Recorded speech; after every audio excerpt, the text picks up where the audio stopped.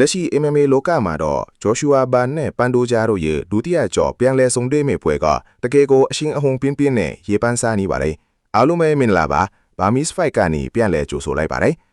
အထူးသဖြင့်ပန်တိုဂျာကသူလေ့ကျင့်နေတဲ့ဗီဒီယိုတစ်ခုကိုလူမှုကွန်ရက်ပေါ်တင်လက်ရာကနေစပြီးတော့နာမည်ကြီးသွားတာပါအဲ့ဒီဗီဒီယိုထဲမှာပန်တိုဂျာကဘန်ရဲ့ကန်ချက်တွေကိုဘယ်လိုမျိုးပြန်လဲတိုးပြန်ရမလဲဆိုတာကိုအပတ်တကုတ်လေ့ကျင့်နေတဲ့ပုံစံမျိုးကိုတွေ့ရပါတယ်ဒါကိုချန်ပီယံဘန်ဘက်ကလည်းငိမ့်မနေပဲခပ်ပြောင်ပြောင်လေးပြန်လဲတိုးပြန်ခဲ့တာကပရိသတ်တွေကြားမှာပို့ပြီးတော့စစ်ဝန်စားစရာဖြစ်သွားစေပါတယ်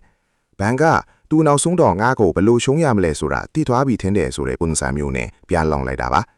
ဒီလိုတယောက်နဲ့တယောက်စကားစစ်ထိုးနေတဲ့အပေါ်ကဘာတဝင်းကနာမည်ကြီးမီဒီယာတွေကလည်းအခွင့်အရေးကိုလက်မလွတ်ပဲပွဲအရှိန်တက်အောင်အမျိုးမျိုးဖန်တီးလာကြပါတယ်အထူးသဖြင့်ဘန်ကပန်တိုဂျာကိုနွားနိုးသွားတာအောင်ဆိုတဲ့စကားလုံးမျိုးနဲ့ခတ်အေးမဲ့တုတ်ပြန်နေတာကတကယ်ကိုတိုက်ဆိုင်မှုတွေဖြစ်လာအောင်ဖန်တီးနေသလိုပါပဲပန်တိုဂျာဘက်ကတော့အခုလိုဗီဒီယိုတွေတင်နေတာဟာသူချန်ပီယံခါဘက်ကိုပြလူဖို့အတွက်အာမခံချက်တစ်ခုရအောင်မီဒီယာပိုင်းအရာဆွဲဆောင်နေတာလို့မြင်လို့ရပါတယ်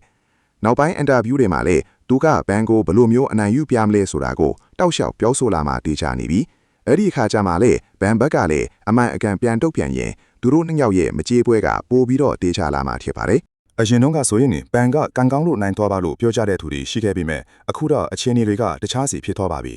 ဂျော်ရှူအာဘန်ရဲ့လက်စွမ်းကိုယုံကြည်ပြီးကောက်ွယ်ပေးကြတဲ့သူတွေအများကြီးပေါ်လာသလိုသူကပဲပန်တိုဂျာကိုအေးအေးဆေးဆေးအနိုင်ယူသွားလိမ့်မယ်လို့သုံးသပ်နေတဲ့ YouTube Channel တွေနဲ့သတင်းနယ်ပယ်ကလူတွေလည်းတော်တော်လေးများလာတာတွေ့ရပါတယ်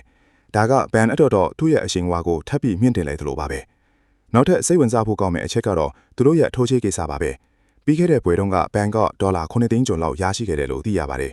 ဒါကမြန်မာငွေနဲ့တွက်ကြည့်မယ်ဆိုရင်သိန်းပေါင်းတောင်းချီတဲ့ပမာဏမို့တကယ်ကိုမနှဲတဲ့အနေထားပါ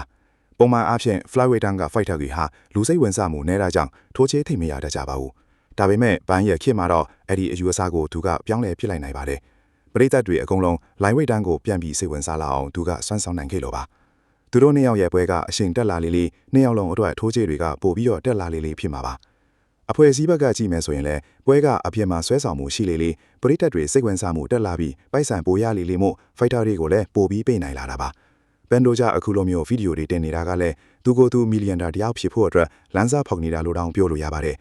အခုလောလောဆယ်မှာတော့နီးပြခွေတွေနဲ့အခြားအသုံးစရိတ်တွေရှိနေသေးလို့တည်တည်တာကြီးမပြောင်းလဲသေးပြီမဲ့နောက်ထပ်တပွဲနှစ်ပွဲလောက်ဆိုရင်တော့သူတို့ရဲ့ဘန်ဒါရဲ့အခြေအနေကတကယ်ကိုတည်ငြိမ်တဲ့အဆင့်ကိုရောက်သွားပါလိမ့်မယ်